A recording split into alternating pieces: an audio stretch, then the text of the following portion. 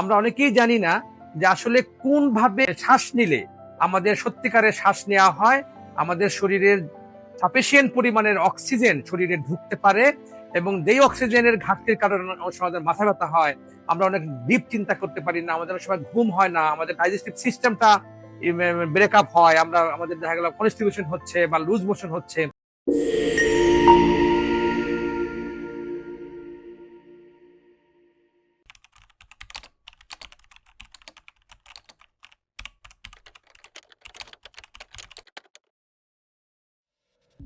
আসসালামু আলাইকুম শুধু দর্শক মন্ডলী, আশা করি আপনারা সবাই ভালো আছেন। আজকে আমরা কথা বলবো ব্রিদিং এক্সারসাইজ নিয়ে। আমরা অনেকেই জানি না যে আসলে আমাদের শ্বাস প্রশ্বাস যে আমরা নিচ্ছি, প্রতিনিয়তই নিচ্ছি, কিন্তু এটা আসলে কিভাবে নেওয়া উচিত, কিভাবে নিলে আমরা সবচেয়ে সুস্থ থাকতে পারবো, আমাদের পেটটা ঠিক থাকবে, আমাদের যে আমরা যে সবসময় শ্বাস প্রশ্বাস নিচ্ছি এটা কিন্তু একটা মেইন মাসল আছে, কিছু এক্সেসরিজ মাসল আছে। এখন আমরা যদি জানতাম যে কোনটা মেইন মাসল, তাহলে আমরা সেই মাসলটাকে ব্যবহার করে যদি শ্বাস প্রশ্বাসটা চালাতে পারতাম, তাহলে আমরা অনেক ধরনের বিপদ থেকে, অনেক ধরনের রোগ থেকে আমরা বেঁচে যেতে পারতাম। ধরেন আপনি খুব টেনশন ফিল করছেন, আপনার সিম্প্যাথেটিক নার্ভটা খুব এক্সাইটেড হয়ে গেছে, আপনার প্রচুর ঘাম হচ্ছে, পালস হচ্ছে, আপনি কোথাও পরীক্ষা দিতে যাবেন বা বক্তব্য দিতে যাবেন কোন স্টেজে, বা নাটকের পারফরমেন্স করবেন, বা কোথাও গিয়ে কোনো আপনার কোনো এক জায়গায় ইন্টারভিউ বোর্ডে বসতে হচ্ছে, কিন্তু আপনি ঘামছেন, এটা সিম্প্যাথেটিক স্টিমুলেশন হয়ে যাচ্ছে।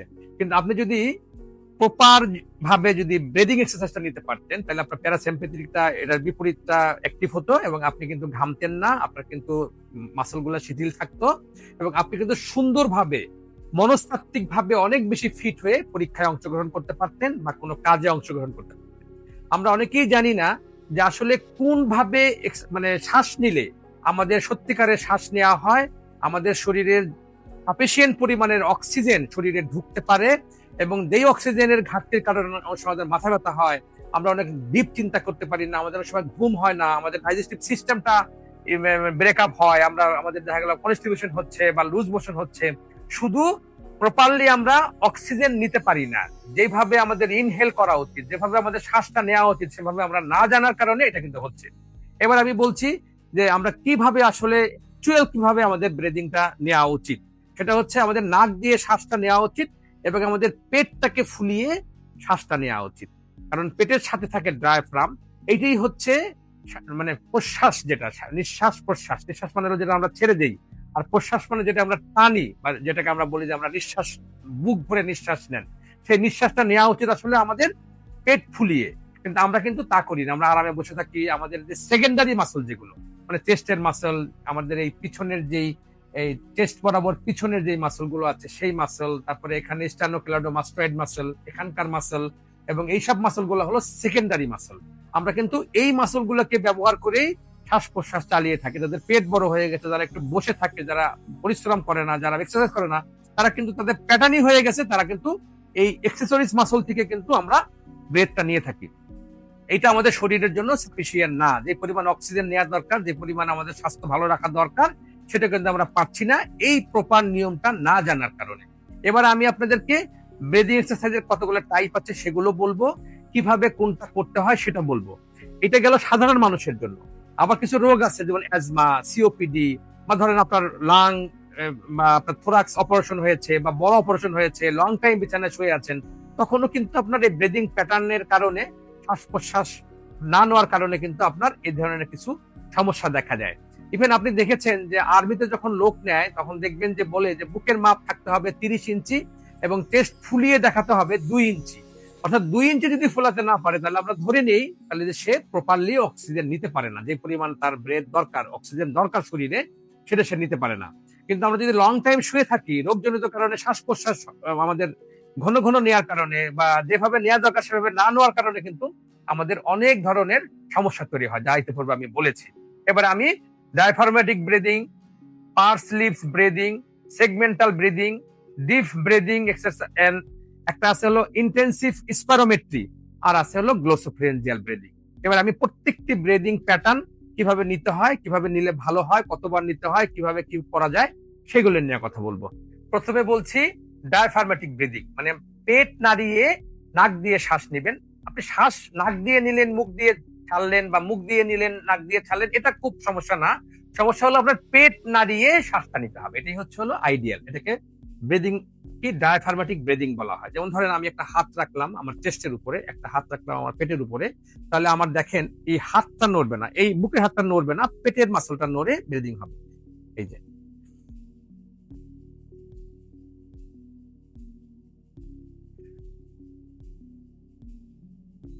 নট লাইক দ্যাট, এরকমই করতে হবে জরুরি না। আমি বলতে চাইলাম যে আপনার বুকটা নড়বে না, অন্য জায়গা নড়বে না, শুধু পেট নড়ে আমাকে শ্বাস নিতে হবে। এটাকেই বলা হয় ব্রিদিং, ডায়াফ্রাগমেটিক ব্রিদিং। এর আরো অনেক প্যাটার্ন আছে, এটা যেমন একটা, এটা আপনি সেলফলি করতে পারেন। শুয়ে আমি কিছু ব্যায়াম দেখাবো, সেটা আমি পরে দেখাচ্ছি। আরেকটা এক্সারসাইজ আছে হচ্ছে হলো পার্সলি ব্রিদিং। এটা হচ্ছে আপনি নাক দিয়ে শ্বাস নিবেন, লম্বা শ্বাস ধরে রাখবেন যতটুকু সম্ভব, আর ছাড়ার সময় মুখ দিয়ে ছাড়বেন। মুখটা আপনি যখন মোমবাতি নিভানোর সময় মুখটা যখন ফুদেন সেভাবে ছাড়বেন। এই পার্সলি ব্রিদিং এর মূল বিষয়টা হচ্ছে হলো যে পরিমাণ সময় ধরে আপনি শ্বাস নিবেন ছাড়বেন তার একটু বেশি সময় ধরে। ধরেন যদি এমন হয় যে আমি শ্বাস নিলাম 1 2 3 4, তার পর্যন্ত শ্বাস নিলাম নাক দিয়ে, ধরে রাখলাম, মুখ দিয়ে ছাড়বো কমসে কম 6 বা 8 সেকেন্ডে। 1 2 3 4 5 6 7 8, মানে নেওয়ার সময় যা নিব নাক দিয়ে নিব, ধরে রাখবো বা মুখ দিয়ে ছাড়বো। ছাড়ার সময়ে মোমবাতি যেভাবে ফু দিয়ে নিভাই সেভাবে মুখটাকে এরকম করে ছাড়তে হবে। এটার নাম হচ্ছে হলো পার্সলি ব্রিদিং। এরপরে আছে সেগমেন্টাল ব্রিদিং। সেগমেন্টাল ব্রিদিংটা আমি পরে দেখাচ্ছি, সেটা সিওপিডি বা অ্যাজমার পেশেন্টদেরকে করতে হয়, বা এই শুয়ে থাকা পেশেন্টদেরকে করতে হয়। আরেকটা হচ্ছে ডিপ ব্রিদিং। ডিপ ব্রিদিংটাও শুয়ে থাকা, লং টাইম যারা শুয়ে থাকে তাদের জন্য করতে হয়, এবং সেটা হচ্ছে আপনি লম্বা করে নাক দিয়ে শ্বাস নিবেন, ধরে রাখবেন, এবং সর্বোচ্চ আস্তে আস্তে মুখ দিয়ে ছাড়বেন, অনেকটা পার্সলি ব্রিদিং এর মতো। সেটাও আমি আপনাকে দেখাচ্ছি একটু পরে। আরেকটা আছে হলো ইন্টেন্সিভ স্পাইরোমেট্রি। আপনারা দেখেছেন যে একটা মেশিন আছে, এরকম বল দেয়া থাকে, তার মাথায় একটা এরকম পাইপ থাকে, সেই পাইপটা আমরা টান দিয়ে ফোলাতে বলি, তখন এই বলগুলো আস্তে আস্তে আস্তে উপরে উঠে। বিশেষ করে যারা লং টাইম বিছানায় শুয়ে থাকে, stroke patient, COPD patient, spinal cord injury patient, বা অপারেশনের পরে যখন সে তার শ্বাসকষ্ট হয় শুয়ে থাকার কারণে, তাদের জন্য আমরা এইটা বলে থাকি। আরেকটা ব্রিদিং আছে হলো গ্লোসোফারেঞ্জিয়াল ব্রিদিং। এটা হলো ব্যাঙের মতো, অর্থাৎ কারো যদি ভেন্টিলেশনে থাকে বা কারো যদি কোনো মেজর ডিজিজ থাকে যে শ্বাস সে নিতে পারছে না, অর্থাৎ তার চিফ ইন্সপিরেটরি মাসল যেটা আর কি ডায়াফ্রাম, সেটা সে শক্তিশালী করার জন্য এই এক্সারসাইজটা করতে হয়, সেটাকে আমরা বলি গ্লোসোফারেঞ্জিয়াল ব্রিদিং। এটা খুব আস্তে আস্তে নিতে হয়, সর্বোচ্চ নিতে হয়, নিয়ে আস্তে আস্তে আস্তে আস্তে আস্তে ভিতরে ঢোকাতে হয়, যেন আমাদের যে ডায়াফ্রামটা আছে এটাই আমাদের চিফ ইন্সপিরেটরি মাসল। এই মাসলটাকে আমরা স্ট্রেনথেনিং করি, কারণ রোগের কারণে এটা তখন এই পাওয়ারটা কমে যায়। এই পাওয়ারটাই আসল পাওয়ার। আমাদের এক্সেসরি মাসল দিয়ে আমরা সবসময় এক্সারসাইজ করি বা ব্রিদিং নেই। এটার সবচেয়ে আসল হচ্ছে যে আমাদের যেটা আসল মাসল, চিফ ইন্সপিরেটরি মাসল হচ্ছে ডায়াফ্রাম। এটা দিয়ে আমরা সবসময় শ্বাস নিব। এবং আরেকটা জিনিস আপনাকে আমরা আগেই বলেছি যে আমাদের প্যারাসিম্পেথেটিক সিস্টেমটা আপগ্রেড হয় যখন আমরা খুব টেনশন ফিল করি, যখন আমরা খুব সিদ্ধান্ত নিতে ভুল করি, তখন কিন্তু আমরা অন্য নার্ভ গুলাকে রিল্যাক্স করতে পারি না। এখানে আমার একটা কথা বলতে হয়, আপনি দেখবেন পর্তুগালের একটা গোলকিপার, একটা স্ট্রাইকার আছে, তার নাম হচ্ছে রোনালদো। তাকে দেখবেন যে সে যখন গোল পেনাল্টি কিক করতে যায়, বলটা বসায়, তখন সে গোলকিপারকে বোকা বানানোর জন্য সে করে কি, এটা লং ব্রেথ নেয়। লং ব্রেথ নিয়ে সে একটু এই যে এই ডায়াফ্রাগমেটিক ব্রেথ নিয়ে সে এটাকে একটু ভেগাস নার্ভগুলোকে স্টিমুলেট করে, প্যারাসিম্পেথেটিক ইমপ্রুভ করে, টেনশন কমায়, এবং তখন যখন সে প্ল্যানটি কিক করে ম্যাক্সিমাম ক্ষেত্রেই সে গোল করে ফেলে। আপনারা ভিডিও দেখবেন কখনো খুলে যে এই ক্রিস্টিয়ানো রোনালদো কিভাবে পেনাল্টি কিক করে, দেখবেন যে লম্বা ব্রেথ নেয়, বলটা বসিয়ে লম্বা ব্রেথ নেয়,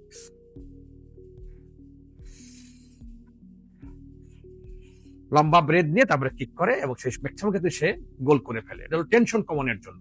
সুতরাং এই ব্রেদিংটা শুধু যে আপনি ভালো শ্বাস নিলেন, ম্যাক্সিমাম অক্সিজেন গ্রহণ করলেন, মাথা ব্যথা কমলো, ডাইজেস্টিভ সিস্টেম ইমপ্রুভ হলো, তাও না। টেনশন কমানোর জন্য এবং আপনার জীবনযাত্রার মানটা সহজ করার জন্য, আপনি স্বাভাবিক জীবনযাপন করার জন্য আপনাকে প্রপারলি ব্রেথ নিতে হবে, এবং সেটা যদি ডায়াফ্রাগমেটিক ব্রেথ হয় তাহলে তো কথাই নাই। বাকি যে ব্রেদিং এর কথা আমি বললাম সেটা আমি একটু পরে দেখাচ্ছি। শুধু দর্শক, আমি ইতিপূর্বে বলেছিলাম যে আমাদের যে প্রধান মাসল, শ্বাস নেওয়ার যে প্রধান মাসল, সেটা হচ্ছে অ্যাবডোমেন বা পেট বা ডায়াফ্রাম। এবং এই প্যাটার্নটা দিয়ে যখন আমি এক্সারসাইজ করব বা শ্বাস নিতে থাকবো, তখন আমি সাফিসিয়েন্ট পরিমাণে অক্সিজেন পাবো, আমি সুস্থ থাকতে পারবো, আমি অনেক বেশি হার্ড ওয়ার্ক করতে পারবো, এবং আমার মাথা ব্যথা থেকে শুরু করে টেনশন অনেক কিছু থেকে আমি রিলিফ পেতে পারবো। সেজন্য আমি দেখিয়েছিলাম। এখন আমি আরো কিছু প্যাটার্ন দেখাতে পারি যেটা সাধারণ মানুষ এইভাবে শ্বাস নিবে। তার মধ্যে একটা হচ্ছে, একটা হাত বুকে রাখবে, একটা হাত পেটে রাখবে, এবং সে নাক দিয়ে শ্বাস নিবে, পেটটা ফুলাবে।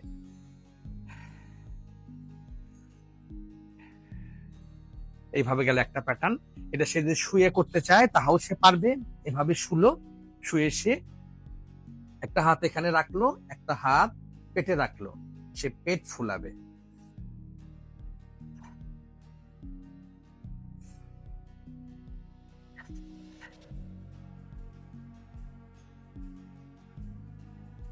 এবং কেউ যদি প্রপারলি অক্সিজেন নেয় তাহলে তার পেটটাও বাড়বে না, কারণ সে পেটটা বারে বারে টানবে, উঠাবে, নামাবে।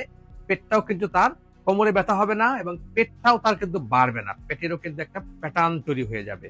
এত ভালো এই সিস্টেম।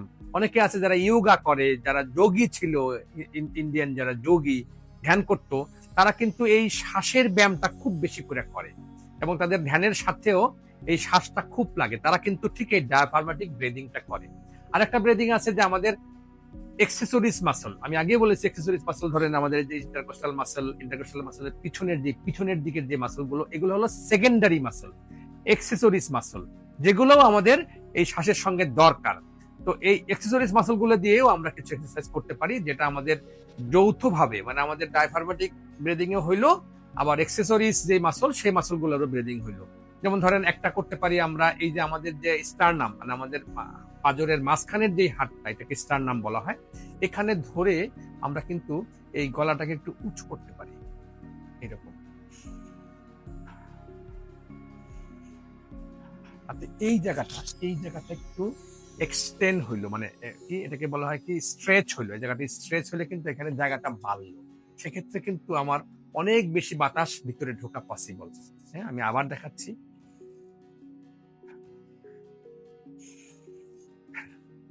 এবং আমরা বলেছি যে এক্সারসাইজ মাসলের মধ্যে কিন্তু এই যে পেক্টোরালিস মেজর মাসল, এই মাসলগুলো কিন্তু সেকেন্ডারি ইনস্পিরেটরি মাসল। এই মাসল গুলোকেও আমাদেরকে স্ট্রেস করতে হবে। যেমন ধরেন এই মাথা দুটা যদি, হাত দুটা যদি আমরা মাথার পিছনে নিয়ে এই দুইটাকে এরকম টান দেই, তখন কিন্তু আমাদের এই পেক্টোরালিস মাসল গুলো একটু স্ট্রেস হয়। স্ট্রেস হলে কিন্তু এই সেকেন্ডারি মাসল, যেগুলো এক্সেসরিজ মাসল বা সেকেন্ডারি মাসল, সেগুলা কিন্তু একটু স্ট্রেস হলে বেশি শ্বাস নেওয়ার সুযোগ পায়। সেক্ষেত্রে আমরা করতে পারি কি, এটাকে টান দিয়ে স্ট্রেস করলাম, যে কোনো এক পাশে, একটু কার্ভ হইলাম 15 ডিগ্রি, তারপরে সাইড হইলাম, এইরকম সাইড হইলাম। সাইড হলে এখানকার এই যে মাসল গুলো, এখানে কিন্তু টান পড়লো। টান পড়ার পরে আমরা এখানে ব্রেথ নিতে পারি। 6টা নিব, 6টা নিয়ে ছেড়ে দিব। আবার ঠিক এরকম করলাম, এরকম করে আমরা এটাকে টান দিয়ে স্ট্রেস করলাম দুই পাশে, তারপরে এক পাশে একটু 15 ডিগ্রি রোটেট করলাম, রোটেট করে কার্ভ হব। তখন দেখেন এই জায়গার মাসল গুলো টান পড়েছে। এই টান পড়া অবস্থায় আমরা ব্রেথ নিব।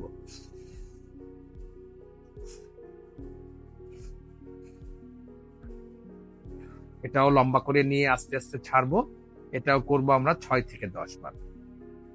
এছাড়া আরো কিছু প্যাটার্ন আছে, যেমন ধরেন আমরা এইভাবে করতে পারি যে আমরা এদিকে কাত হয়ে শুয়ে পড়লাম, আমাদের হাত দুটো সোজা থাকলো, আমাদের এই নি জয়েন্টটা 90 ডিগ্রি অ্যাঙ্গেলে থাকলো, হাতটা এরকম থাকলো, এবং আমরা যখন ব্রেথ নিব তখন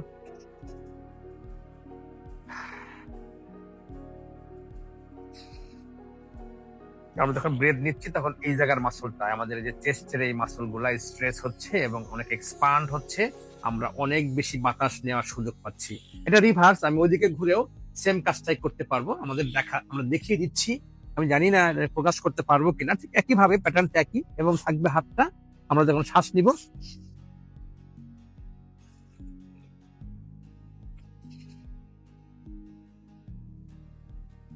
এভাবে আমরা 6 থেকে 10টা করতে পারি।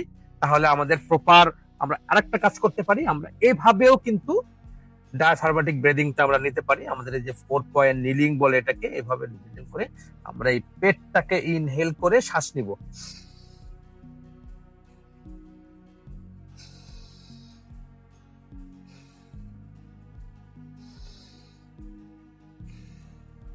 এভাবে আমরা 6 থেকে 10টা ইনহেল করতে পারি আমাদের এই পেটের মাসলগুলোকে ব্যবহার করে, নাকের মাসলগুলো নাক দিয়ে নিয়ে মুখ দিয়ে ছাড়া। এটা খুব মেজর না, খুব আমাদেরকে অস্থির হওয়ার দরকার নাই, রিল্যাক্স মোডে। এখন আমরা বলতে পারেন যে এই এক্সারসাইজগুলো কখন করব? যখন আমরা সময় পাই। আমরা গাড়ির মধ্যে বসে আছি তখনও করতে পারি, অফিসে গিয়ে যখন কাজ শুরু হয় নাই তখনও আমরা এই এক্সারসাইজগুলো করে ফেলতে পারি, হাঁটার সময় করে ফেলতে পারি, বাসায় কোনো একটা সময়ে করে ফেলতে পারি। এটার জন্য সকাল দুপুর রাত কোনো সমস্যা না, সারাদিনে করলেই হলো। ব্রিদিং এক্সারসাইজ গুলো করলে আমরা এই বেনিফিটটা পেতে পারি। এরপর আমি দেখিয়েছিলাম যে এই কিছু সেগমেন্টাল কিছু ব্রিদিং আছে, সেই ব্রিদিং গুলো আমি এবার দেখাচ্ছি আপনাদেরকে। শুধু দর্শক, আমি বলেছিলাম সেগমেন্টাল ব্রিদিং এর মধ্যে একটা আছে এপিক্যাল ব্রিদিং। এপিক্যাল ব্রিদিং মানে আমি হাত দিয়ে টাচ করব পেশেন্টকে, ওই জায়গাটাকে ফুলিয়ে শ্বাস নিতে হবে, নাক দিয়ে নিয়ে মুখ দিয়ে ছাড়বে 6 থেকে 10 বার। আমি যেই যেই জায়গাগুলো দেখাবো, টাচ করব, সেই জায়গাগুলো নাড়াতে হবে, অন্য জায়গা নাড়ানো যাবে না। আর এটার নিয়মটা হলো, আমি যখন যে জায়গাটা চাপ দিয়ে ধরবো, যখন সে নিবে শ্বাস, তখন তাকে আমি চাপ দিয়ে ধরে বাধা দিব। আবার যখন সে ছেড়ে দিবে, তখনও আমি একটু চাপ দিব, যেন বেশি বাতাস বেরিয়ে যায়, পরবর্তীতে যেন বেশি বাতাস ঢুকতে পারে। যেমন আমি এপিক্যাল ব্রিদিং দেখাচ্ছি। আমাদের এই যে কলার বোন বরাবর আমি হাত রাখবো এবং আপনাকে বলবো আপনি এই জায়গাটা ফুলাবেন, অন্য জায়গা ফুলাবেন না, ফুলায় শ্বাস নেন। হ্যাঁ হ্যাঁ, যখন সে নিচ্ছে তখন আমি চাপ দিয়ে ধরছি, এবার আস্তে আস্তে মুখ দিয়ে ছাড়েন। হ্যাঁ হ্যাঁ, ছাড়া যখন হলো তখন আমি আবার চাপ দিলাম। দুই ভাবে চাপ, ওঠার সময় চাপ দিচ্ছি, আবার যখন সে ছাড়ছে তখন আমি একটু প্যাসিভ প্রেসার দিচ্ছি। সে যদি সেলফলি করতে চায় তাহলে একটা হাত সে এখানে রাখবে, একটা হাত সে এখানে রাখবে, ওই একই প্যাটার্নে সে এই জায়গাটাকে ফুলাবে, চাপ দিয়ে ধরে, আবার যখন সে ছাড়বে শেষের দিকে আবার একটু চাপ দিবে। হ্যাঁ, এই এটা হচ্ছে এপিক্যাল ব্রিদিং। এবার আমি দেখাবো সেগমেন্টাল ব্রিদিং এর মধ্যে কয়টা পার্ট আছে। তার মধ্যে একটা হচ্ছে হলো এপিক্যাল দেখালাম। এখন আমি দেখাচ্ছি সেগমেন্টাল ব্রিদিং এর মিডিল লোবটাকে কিভাবে আমরা ব্রিদিং শিখাবো। সেখানে আমাকে হাতটা রাখতে হবে ঠিক এই লোবে, এইখানে রেখেছি দুইটা হাত আমি এখানে রেখেছি, স্ক্যাপুলার ঠিক নিচে, এবং তার এই জায়গাটাকে আমি এইরকম করে চাপ দিব, আবার কখনো কখনো এইরকম করে চাপ দিব। যখন সে শ্বাস নিবে এই জায়গাটাকে ফুলাবে। হ্যাঁ, শ্বাস নেন, শ্বাস নেওয়ার সময় আমি এটাকে এই সামনে এসে বাধা দিচ্ছি, সামনে দিয়ে চাপ দিয়ে একটু বাধা দিচ্ছি, মানে একটু বাধা দিচ্ছি। আবার যখন সে ছাড়ার সময় আমি পিছনে এনে চাপ দিচ্ছি, যেন ওই বাতাসটা একটু বেশি পরিমাণে বেরিয়ে যায়। সে যা বের করছে আমি যেন চাপ দিয়ে একটু বেশি বের করে দিতে পারি। হ্যাঁ, আবার এই যে নেওয়ার সময় আমি সামনে এসে ধরেছি, আবার ছাড়ার সময় আমি এটাকে পিছনে এনে একটু হালকা চাপ দিচ্ছি। এটা একটা এক্সারসাইজ। আর একটা এক্সারসাইজ হলো যে আমি স্ক্যাপুলার নিচে এখানে ধরে এই জায়গাটাকে ফলাইতে বলবো। আমার হাত থাকবে ঠিক এইখানে, একই প্যাটার্ন, নেওয়ার সময় চাপ আর ছাড়ার সময়ও চাপ। হ্যাঁ, শ্বাস নেন, এই জায়গাটাকে ফুলান। হ্যাঁ, তখন আমি বাধা দিচ্ছি। হ্যাঁ, আবার ছাড়ার সময় আমি হাতটা পিছনে এনে একটু চাপ দিচ্ছি, আবার পিছনে এনে আবার আমি চাপ দিচ্ছি। এটা হলো একটা। তো এটা অল্টারনেটিভলি টাওয়েল দিয়ে করা যায়, টাওয়েল দিয়ে সেলফলি করা যায়। ধরেন ডাক্তার নাই বাসায়, তখন সে কিভাবে করবে? তো বেজালের সময় করবে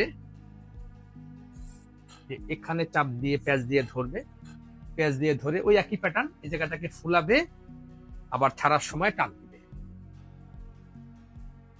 এটা ফুলাবে, সামনে টান দিবে। এটা একটা। আর যেটা এই যে এক্সিলার নিচে যেটা দিয়েছিলাম সেটা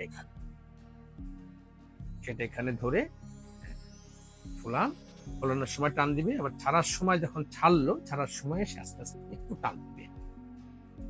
ছাড়ার সময় টান দেওয়ার বা চাপ দেওয়ার মানে হলো যেন বেশি বাতাস বেরিয়ে যায়, পরের বারে যেন বেশি বাতাস ঢুকতে পারে। এই জন্য আমরা শুরুতে শ্বাস নেওয়ার সময় একটু বাধা দিব, রেজিস্ট্যান্স দিব, আবার ছাড়ার সময় একটু প্রেসার দিব, যেন বেশি বাতাস বেরিয়ে যায় পরবর্তীতে বেশি বাতাস নেওয়ার জন্য। এই হলো আমি আপনাদেরকে দেখালাম আজকে ব্রিদিং এক্সারসাইজ। একজন সুস্থ মানুষ কিভাবে ব্রিদিং এক্সারসাইজ করে সুস্থ থাকতে পারবে। আবার যারা অসুস্থ হয়, শ্বাসের সমস্যা হয়, অ্যাজমা, সিওপিডি, বা অনেকদিন বিছানায় শুয়ে আছে, বা ধরেন কারো থোরাসিক সার্জারি হয়েছে, বা কারো অ্যাবডোমিনাল সার্জারি হয়েছে, সার্জারির পরেও কিন্তু এই ব্রিদিং এক্সারসাইজ শিখে তাকে কিন্তু প্রপারলি শ্বাস নিতে হয়। প্রপারলি শ্বাস নিলেই সে কিন্তু সুস্থভাবে বাস করতে পারে, অনেকদিন সুস্থ থাকতে পারবে। সবাইকে অনেক ধন্যবাদ। আসসালামু আলাইকুম।